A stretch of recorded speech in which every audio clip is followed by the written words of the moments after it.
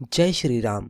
साधक, साधना और भगवंत, इस हमारे YouTube चैनल पे आप सभी का स्वागत है। दोस्तों, आज के वीडियो का हमारा विषय है सीताराम मंत्र जपने के दिव्य फायदे।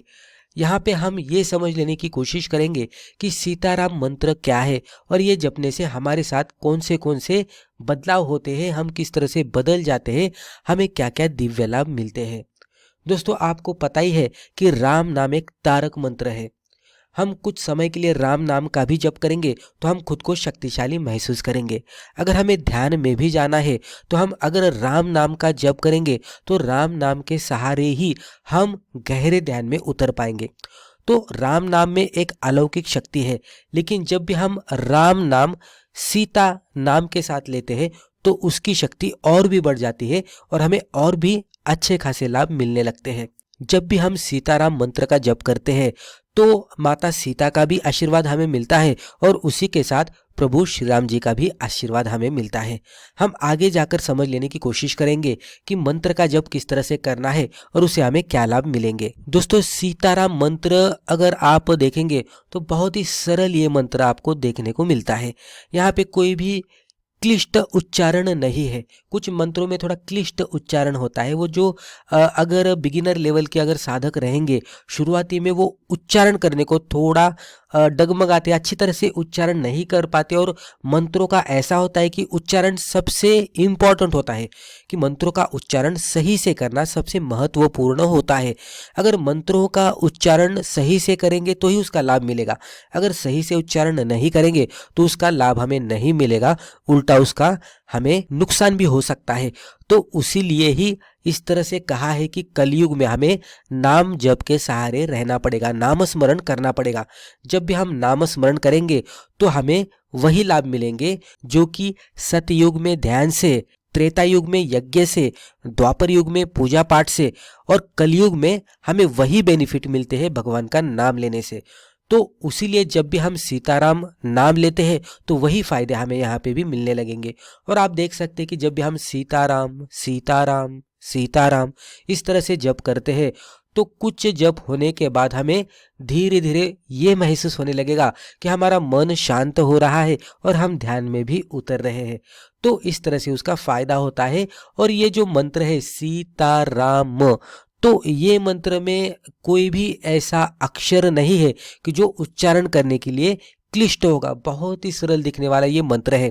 तो कभी कभी ये भी धारणा हो जाती है कि अगर मंत्र दिखने में सरल है, आसान है, तो उसमें शक्ति नहीं होगी।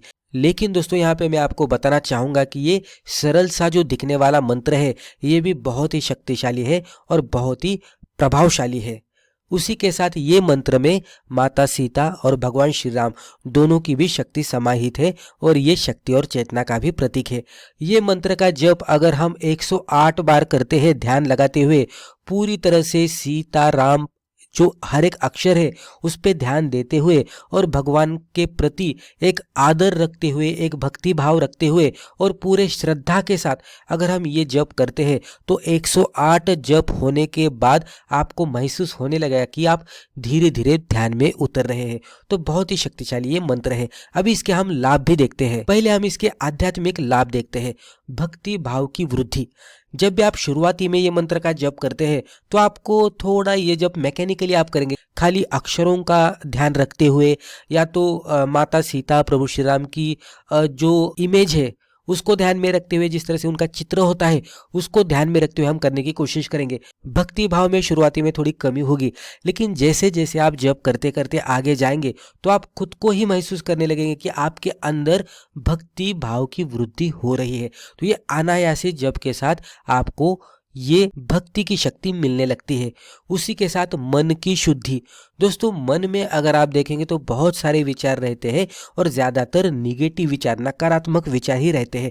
जैसे जैसे हम आगे जाएंगे मंत्र के साथ, हमारे जप के साथ, तो हमें आगे जाने के बाद ये महसूस होने लगेगा कि हमारा मन शुद्ध हो रहा है। उसी के साथ आत्मिक शांति और स्थिरता भी ये मंत्र प्रदान करता है। शक्ति और चेतना का भी संतुलन यहाँ पे बना रहता है। ये हो गए आध्यात्मिक लाभ। अब हम देखते हैं मानसिक लाभ। मन को शांत करता है। आप ये वीडियो देख रहे हैं लेकिन उसी टाइम पे आपके मन में बहुत सारे दूसरे भी विचार आ रहे होंगे और जा भी रहे होंगे, यानी कि वीडियो देखने के साथ आप और भी थोड़ा विचार कर रहे होंगे। ये सिचुएशन रहती है जिसको हम मन की अशांति कहते हैं। तो मंत्र का जप करने के बाद धीरे धीरे आपका मन शांत होने लगेगा, उसी के साथ आपकी एकाग्रता भी बढ़ने लगेगी। दोस्तों, अगर आप विद्यार्थी है या तो कोई भी साधक है, आप ध्यान करना चाहते हैं, धारणा करना चाहते हैं, इवन आप योगासन करते होंगे, प्राणायाम करते होंगे, या तो इवन जब भी आप मंत्र जप करते हैं तो वो करते समय सबसे ज़रूरी जो चीज़ होती है जिसको हम एकाग्रता कहते हैं, कॉन्सेंट्रेशन। अगर आपके पास एकाग्रता नहीं है तो आप कुछ भी नहीं कर पाएंगे। अगर एकाग्रता के साथ ये सारी चीज़ें की जाए तो आपको इसका फल 2 गुना या तो उससे भी ज़्यादा मिलेगा। तो एकाग्रता सबसे ज़रूरी होती है जो कि ये मंत्र करने के बाद हमें मिलती है। उसी के साथ भय और अशांति से मुक्ति मिलती है। कलयुग में हर एक व्यक्ति भय के साथ जी रहा है, उसका मन अशांत है। वो कोई भी चीज़ सोचता है तो सोचने के बाद उसको उसकी निगेटिव जो साइड रहती है वही देखने को उसको मिलती है, वही वो सोचता है और उसके मन में एक भय निर्माण होता है। भय निर्माण होने की वजह से उसका मन अशांत होता है। तो ये साइकिल चलती रहती है। तो अशांत मन भय को पैदा करता है, भय आने के वजह से मन फिर से अशांत होता है। तो ये साइकिल को तोड़ने के लिए सीताराम मंत्र आपको बहुत ही फायदा देता है। भावनात्मक जब भी हम लाभ देखते हैं तो सीताराम मंत्र हृदय को शांति देता है, दुख और पीड़ा में सहारा देता है और उसी के साथ करुणा और क्षमा का भी विकास करता है। दोस्तों, कभी कभी क्या होता है कि सामने वाले व्यक्ति से कुछ गलती होती है और हम उसको माफ नहीं कर पाते, लेकिन वो खुद से आकर हमसे माफी मांगता है, लेकिन फिर भी हमारे मन में उतनी दृढ़ता नहीं होती या तो उतनी वैसी भावना नहीं होती कि हम उसको क्षमा कर पाए। लेकिन जैसे जैसे हम मंत्र का जप करते हैं तो धीरे धीरे हमारे मन में करुणा उत्पन्न होती है और क्षमा कर पाने की कैपेबिलिटी जो होती है वो भी हमारे मन में आती है। तो इसका विकास भी होता है। उसी के साथ शारीरिक और ऊर्जात्मक लाभ, श्वास और प्रश्वास संतुलित होता है। जब भी हम मंत्र का जप करते तो इंटरनली ऑटोमेटिकली प्राणायाम होते रहता है। तो जैसे जैसे प्राणायाम होता है वैसे वैसे हमारा श्वास और प्रश्वास संतुलित होने लगता है। हृदय चक्र, जिसको हम अनाहत चक्र कहते हैं, वो भी सक्रिय होने लगता है और उसके जो फायदे होते हैं हृदय चक्र एक्टिवेट होने के, तो वो भी हमें मिलने लगते हैं।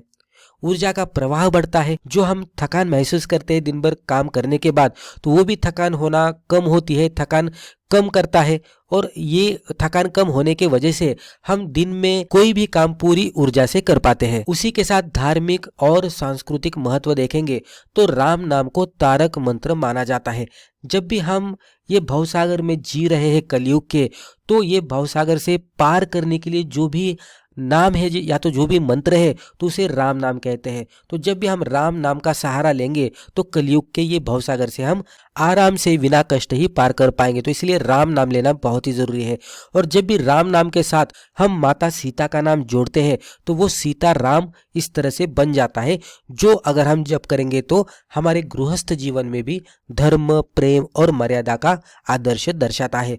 तो इस तरह का ये मंत्र है जो हमारे जीवन के हर एक पहलू में हमें मार्गदर्शन करता है, फायदा पहुंचाता है। तो दोस्तों, मुझे लगता है ये वीडियो के जरिए जो भी प्रस्तुति हमने आपके सामने रखी है आपको पसंद आई होगी। वीडियो पसंद आया तो कमेंट बॉक्स में जय श्री राम जरूर लिखिएगा, वीडियो को लाइक भी जरूर कीजिएगा और चैनल पे नए हैं तो चैनल को सब्सक्राइब करके बेल आइकन को क्लिक करके ऑल नोटिफिकेशंस को भी जरूर क्लिक कीजिएगा। धन्यवाद।